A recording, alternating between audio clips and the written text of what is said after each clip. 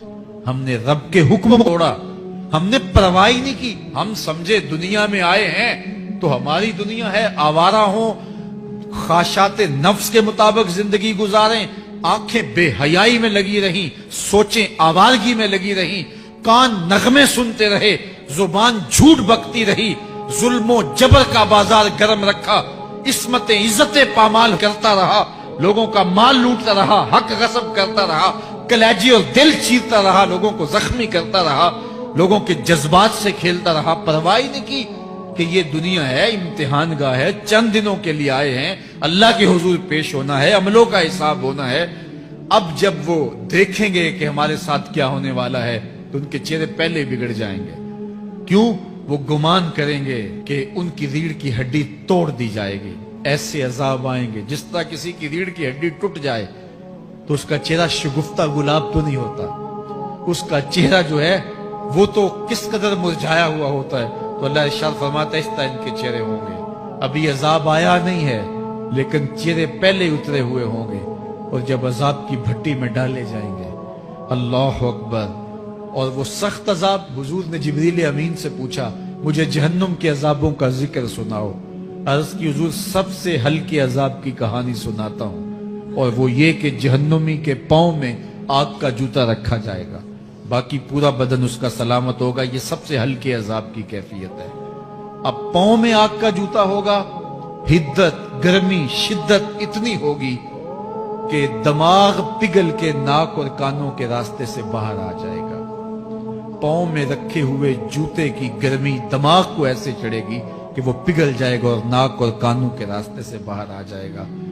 تو اللہ کے عذاب کے خوف سے چہرے بگڑ جائیں گے، حالت سلامت نہیں رہے گی. یہ بات ذہن میں رکھیں کہ اللہ جس کو جہنم میں ڈالے گا اس کو اس صورت میں نہیں ڈالے گا. یہ محمدی صورت ہے، یہ شکل اس کی چھین لی جائے گی اور اس کی شکل بڑی کر دی جائے گی.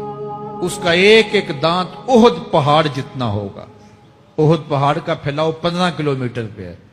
15 کلومیٹر کا ایک دانت اور 32 دانت کتنے ہوں گے تو منہ کتنا بڑا ہوگا. اس کو اتنا بڑا اس لیے کیا جائے گا تاکہ وہ عذاب کی تکلیف زیادہ سہے. 70 گز موٹی کھال ہوگی اور کھال جل جائے گی تو اللہ قرآن میں فرماتا ہے ہم نئی کھال دے دیں گے تاکہ عذاب کی تکلیف اس کو گوارا کرنی پڑے. پھر چیخے گا، چلائے گا، ہائے مجھے پانی دو، پانی دو، پیاس کی شدت ہے. 70 سال تک تو اس کی کوئی آواز ہی نہیں سنے گا. 70 سال کے بعد داروغہ جہنم چیخ کر کہے گا کیا مانگتا ہے؟ وہ بولے گا مجھے پانی چاہیے. کہا جائے گا تو بے بھی ملتا ہے پانی. پھر داروغہ جہنم اسے پانی دے گا. کوکا کولا کی بوتل دے گا یا پیپسی تھما دے گا یا منرل واٹر کی بوتل دے گا؟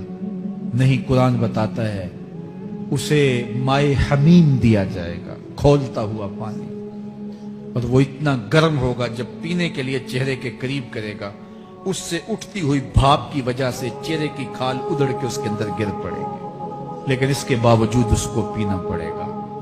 اللہ فرماتا ہے یہ دنیا ہی سب کچھ نہیں ہے، سمجھ لیا یہی سب کچھ ہے، آخرت کو بھول گئے. صبح اٹھے کام پہ چلے گئے، شام آئے آبادگی میں چلے گئے، صدائیں آتی رہی حی علی الصلاح حی علی الفلاح، کوئی پرواہ نہیں کی. نہ پیشانیوں نے سجدے کیے، نہ سوچوں میں پاکیزگی آئی. زندگی یوں گزار کے چلے گئے. ایسے نہیں، کہا ایک وہ ہوں گے جن کے چہرے شگفتہ گلاب ہوں گے، ایک وہ ہوں گے جن کے چہرے بگڑے ہوئے ہوں گے. اللہ اکبر. کلا اذا بلغت التراقی. یہ تو قیامت کا منظر ہے نا، قیامت سے قبل بھی ایک منظر ہے. اللہ اس منظر کو بھی بیان کر رہا ہے. کلا اذا بلغت التراقی. ہاں جب جان گلے کو پہنچ جائے گی. اے انسان تیرے اوپر وہ گھڑی بھی آنے والی ہے، وہ وقت بھی آنے والا ہے جب سانس اس ہنسلی میں اٹک جائے گا. جب سینے سے بھی سانس اوپر چلی گئی، اب ڈاکٹر بھی لا علاج قرار دے رہے ہیں کہ اب علاج نہیں رہا ہے، جان بس اب نکلنا چاہ رہی ہے. اور کہا جائے گا کوئی جھاڑ پھونک والا بلاؤ. اب ڈاکٹروں نے تو جواب دے دیا. اب سانس اٹک گئی گلے میں، چند لمحوں کی مہمان ہے. اب ڈاکٹروں نے کہا اب ہماری جانب سے لا علاج ہو گیا، اب لے جاؤ اس کو گھر یا وینٹیلیٹر پہ ڈال دیتے ہیں اس کو. بس अब हमारी जानब से कोई इसका इलाज नहीं है। अब घर वाले रोते हैं, कहते हैं कोई झाड़ फूंक वाला लाओ, कोई दम वाला लाओ, शायद वो कोई दम करे तो इसकी जान में जान आ जाए। डॉक्टरों ने तो लाइलाज करार दे दिया। वज़न्ना अन्नहुल फिराक, अल्लाह फरमाता है ये तो झाड़ फूंक वाले को ढूंढ रहे हैं, लेकिन जिसकी सांस यहां अटकी है वो समझ गया है अब मौत आ गई है। उसको यकीन हो गया है कि अब मौत के लम्हे आ गए हैं, अब मैं बच नहीं पाऊंगा। अब आंखें ताड़े लगी हुई हैं। वल्तफ़त इस्साक़ु बिस्साक़, पिंडली पे पिंडली चढ़ रही है। जब मौत आ जाती है तो फिर पिंडली से पिंडली लिपट जाती है, उसको फिर जुदा करते हैं और जुदा करके दोनों अंगूठे बांध देते हैं ताकि पिंडली के ऊपर पिंडली न चढ़े। अल्लाह वो मंजर बयान करता है, साहेब ये वक्त आने वाला है जब दोनों अंगूठे बांध दिए जाएंगे, जब नाक में रुई ठोंस दी जाएगी, जब चिट्टे लिबास में कफन दिया जाएगा, जब गस्साल के सामने